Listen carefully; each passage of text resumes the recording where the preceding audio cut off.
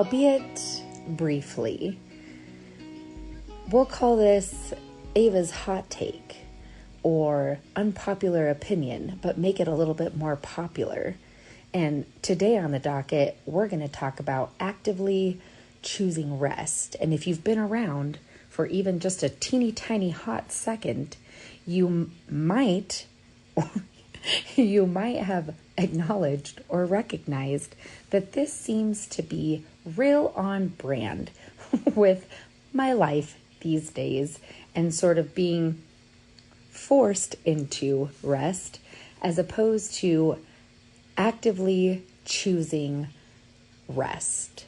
Let me get into this a little bit. Rest is a form and an act of resistance, right? And those are not my words, just to be clear. But rest seems to be a buzzword of sorts anymore these days.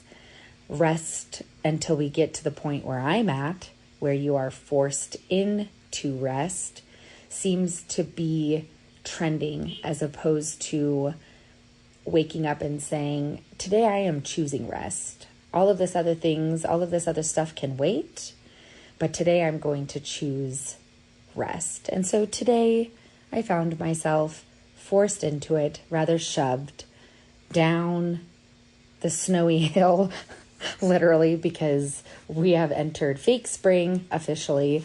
And I think 2 days ago it was almost 70 degrees, and now here it is, 35 and blizzard-like conditions. But I was shoved into it because I had to collect a very sick and fevered 1.5-year-old from daycare, despite my long to-do list and my work list and the chores and the errands and the emails and the calls. Suddenly that all gets snatched away, right? And it's unfortunate. And for most people that I know anyways, rest doesn't seem accessible, right? Unless we get to this part where we no longer necessarily have a choice. The world is just saying, actually, you are going to sit down and rest because I'm not giving you another option today, right?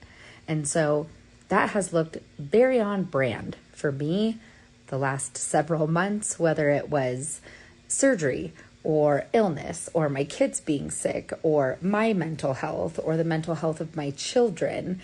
And so anytime that this happens, I am acutely aware of, we do this like life flashes before your eyes. And I think about all of the times in recent weeks where I could have set some things down in order to make rest more accessible, to make rest for my children more accessible, as opposed to literally being thrown down the side of Shamble Mountain. Okay. And so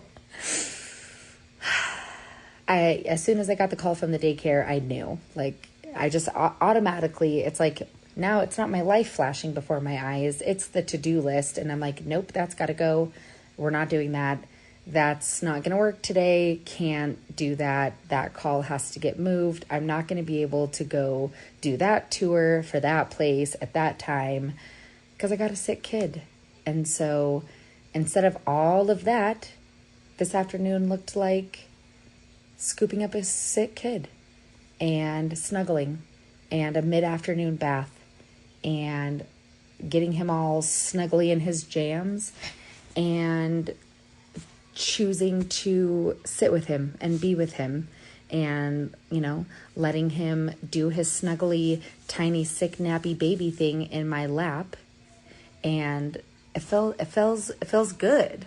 It makes me sad and bummed that oftentimes we have to land in this place first. And so if I may, and I will, my hot take for you is to make time in the coming days to actively choose rest for yourself. And I will catch up with y'all next week.